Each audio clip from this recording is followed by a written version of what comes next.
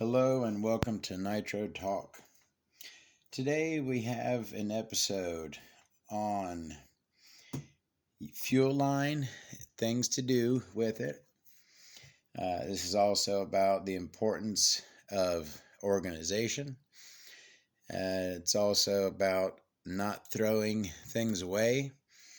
And then I thought we might play a little cool game called Name That Thing. We'll try that here in a little bit. First, let's talk for a moment about fuel line. We've all, I'm sure, seen the articles in the magazines. 10 tips, tricks, things to do with your fuel line. Replace the spring on your brake linkage with a piece of fuel line. Protect your cooling head with some zip ties and fuel line. Make some nice little pull tabs for your body clips. These actually came off of my two buggies, my blue themed buggy and my orange themed buggy. That was one of my big points on not throwing anything RC car related away.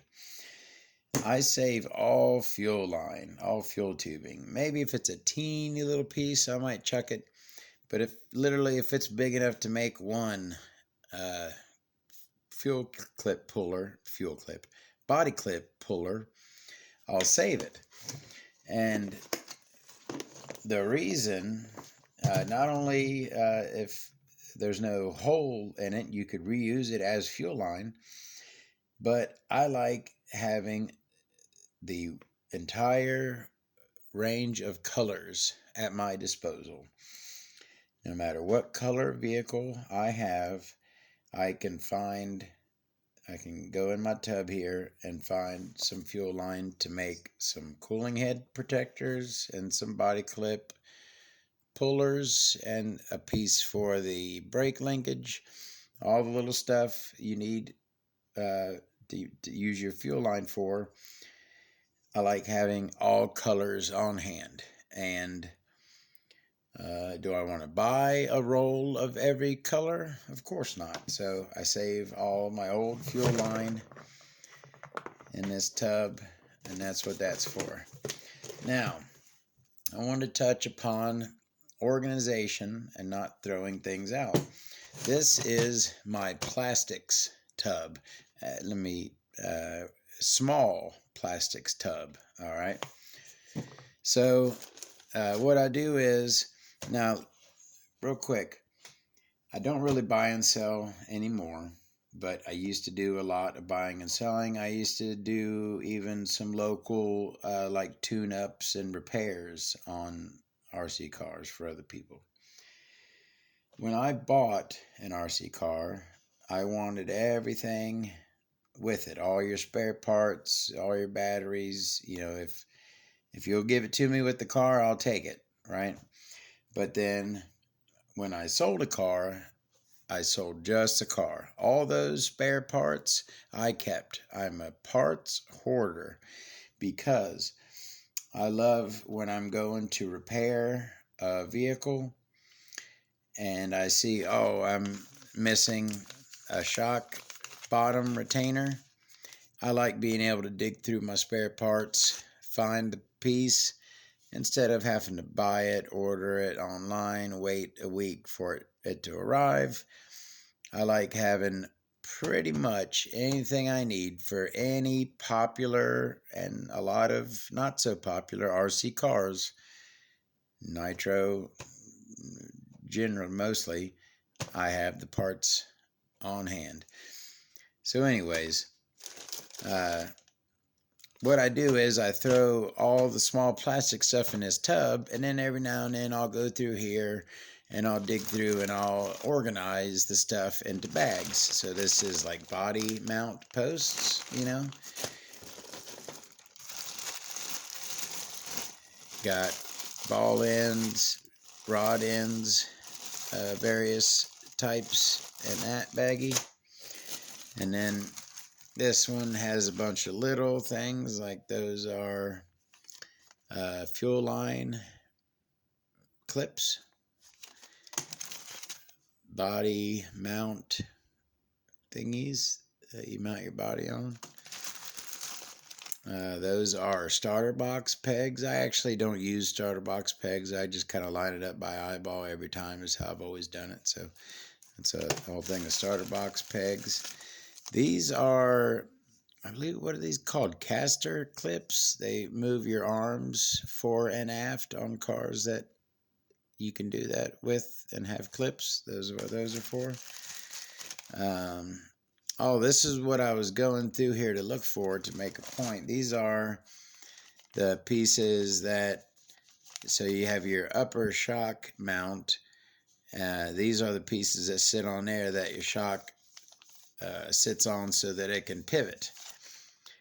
Sometimes if you're missing one of these, you can use a piece of fuel line, cut it real thin, or no, not real thin, but cut it the same length as that, and put it over the mount, and then put the shock over that, and it'll, if you're missing one of these or it's broken, you can sometimes use a piece of fuel line in there, and your shock can pivot on that fuel line.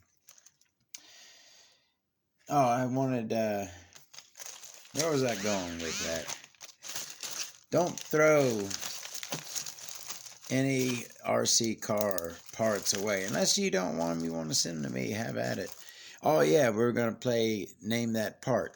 Now, I'm going to show you how to play real quick. Oh yeah, let me go ahead and finish on the fuel line. I want to show you one thing that I'm sure I didn't figure out. I'm sure I read this somewhere. But if you have dog bones that have too much play, right, and they tend to pop out, cut you some little slivers of fuel line, right, sit them in the end of your outputs, and just use that to take up the space, right? Put one on each side, or just one side. If you dog bones are popping out because they're too loose, you can use that to take up the space. Just make sure that you don't take up too much space, and now you're binding. That's not good. You have to have some play in dog bone. So that's my little fuel line tip. All right, how we play Name That Part. We take our hand, just grab a little handful, and let's see what we have here. That is from an HPI Savage.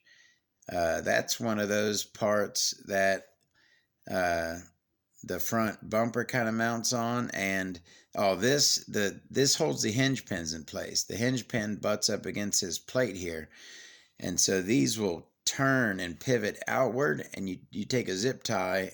There's two of them, right? Boom, boom. You take the zip tie and you squeeze them together. That way your hinge pins don't fall out. That's whatever piece that is for the HPI Savage. That's that. That obviously is a little C-block for a C-hub car. I don't really know which one. Again, that looks like a little knuckle of some sort. Might even be, could that be from that car? Who knows? That right there is part of a throttle linkage. The throttle rod goes through there, and that's what it pivots on, right? That little piece. This is a a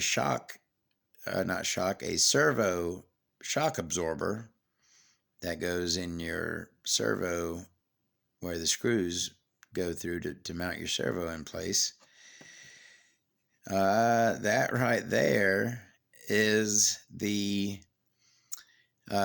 Easy Start receptacle holder, and that shaped one, I believe, is for the Fortec. The T-Max one isn't shaped like that. It's shaped differently. And those two are those shock standoffs, little tiny shock standoffs, though it would work for that. What are those again? Anyways, that's how we play What's That Part? So now let me give you guys a couple to try. Who can tell me what? All right, let's see what we got. We've got, come on, that's an easy one. You should be able to tell me not only what that is, but what brand. I know what brand that is. Another easy one right there, people. Another really easy one. That right there may be a toughie. I have an idea on what that could be, or what it, at least what it could be used for. That is just a plastic tube with kind of a little thingy on top. I wouldn't be able to identify that either. I think that's something that we just did last time. That is, okay, I know what that is. What is that? All right, I know what that is. That, what is that?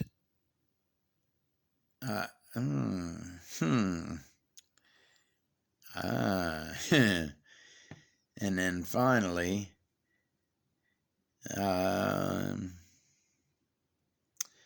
we can see that a little bolt goes in there. So then a screw would go there to go into the bolt.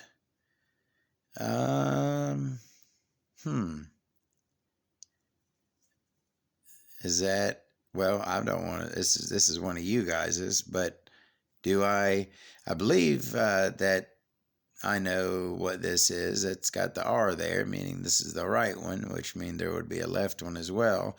It's a little bit oddly shaped for what I think it is. But anyways, those are your challenges. Number 1, number 2, was it number 3? I mean, that isn't really, I don't think that's just like a tube. That one, easy, you should know that. That right there, I will admit, I have an idea of what that could be exactly, but that's a good one. And then that, I do know what that is. 1, 2, 3, 4, 5. That'd be 6. And then finally, number 7 is that one with the R on it. So if anyone would like to play Name That Part, here's some contestants for you. Have a good one, guys. See you next time. Take it easy.